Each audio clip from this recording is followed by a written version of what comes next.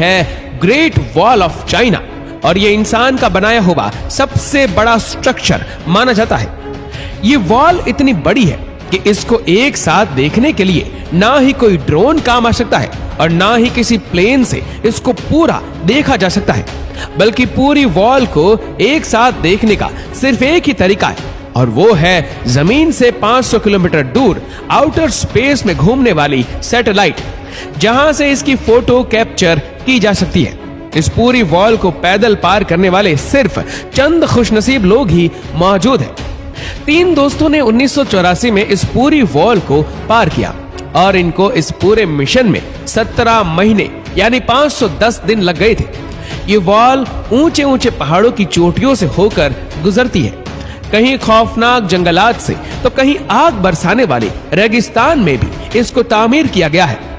Double storey घर जितनी ऊंची, 20 फीट तक चौड़ी और हजारों मील तक फैली हुई यह दीवार, जिसको सिर्फ पैदल चलकर पार करने में ही 510 दिन लग गए थे, उसको बनाने में कितनी मेहनत लगी होगी, इसका अंदाजा लगाना वाकई मेरे और आपके लिए बहुत मुश्किल है। आखिर इतनी बड़ी दीवार की जरूरत क्या थी?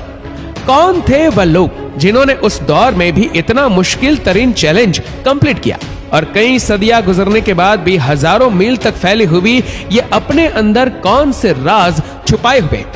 लेकिन जैसे जैसे टेक्नोलॉजी बढ़ती गई वैसे वैसे इस आलिशान वॉल के ऊपर से भी पर्दा उठता चला गया। बीजिंग से 100 किलोमीटर दूर जिनसेंग लिंग के पहाड़ों में ग्रेट वॉल का वह पोर्शन गुजरता है जो बिल्कुल ओरिजिनल हालात में मौजूद है, यानी इस मुकाम पर यह वॉल अभी तक वैसी ही है जैसा इसको कई सदियों पहले बनाया गया था।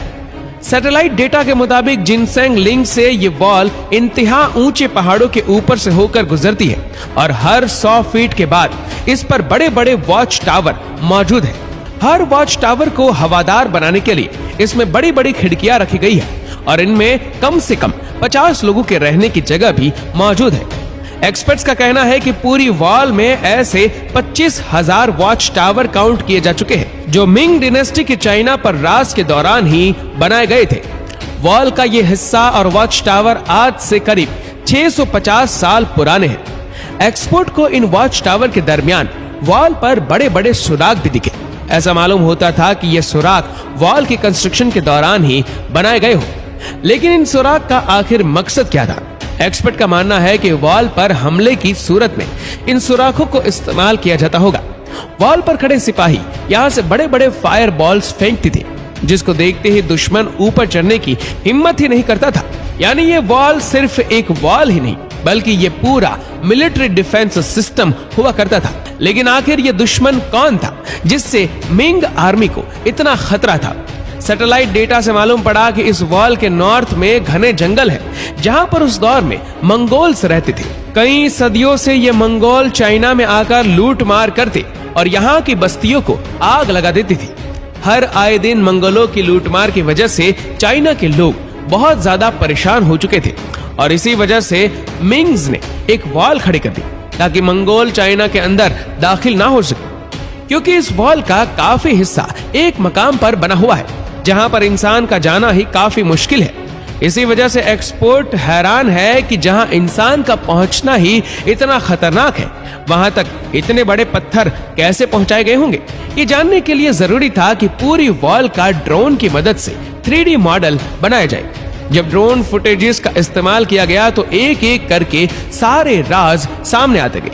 जी हाँ, ड्रोन फुटेज की मदद से बनाए गए 3D मॉडल में वॉल के बॉटम पर कुछ ऐसा देखा गया जिसने एक्सपर्ट को हैरान कर दिया था। ये देखा गया कि वॉल के बॉटम पर सीक्रेट दरवाजे भी रखे हुए थे। ऐसा मालूम होता था कि ये दरवाजे किसी खास मिशन के लिए बनाए गए हो। एक्सपर्ट्स को अब ये चीज समझ नहीं आ रही थी। अगर ये वॉल मंगोलों से बचने के लिए बनाई गई थी तो इसमें ये दरवाजे क्यों रखे गए थे, और वह भी ऐसे दरवाजे जो पहाड़ों में बिल्कुल छुपे हुए थे। वॉल के सिर्फ इस पोर्शन में ऐसे 50 से भी ज्यादा दरवाजे ढूंढे जा चुके थे। एक्सपर्ट का ख्याल था कि शायद मिंग आर्मी के लोग मंगोलों के भेष में इन दरवाजों से निकलकर मंगोलों में शामिल हो जाते होंगे ताकि उनकी जासूसी की जा सके। लेकिन इन सीक्रेट दरवाजों के अलावा कुछ और भी था जिसने रिसर्चर्स को सोचने पर मजबूर कर दिया था। एक्सपर्ट्स ने ड्रोन फुटेज की मदद से यहाँ एक सीक्रेट टनल भी तलाश किया। इस सीक्रेट टनल की एंट्री पॉइंट को देखकर ऐसा लगता था कि ये दूसरे दरवाजों से काफी डिफरेंट है, क्योंकि शायद इसको जोर जबरदस्ती तोड़ा गया था। जब तहकीकात की गई तो यह साबित हुआ कि यह टनल बाहर से नहीं बल्कि वॉल के अंदर से ही तोड़ा गया था। लेकिन आखिर क्यों?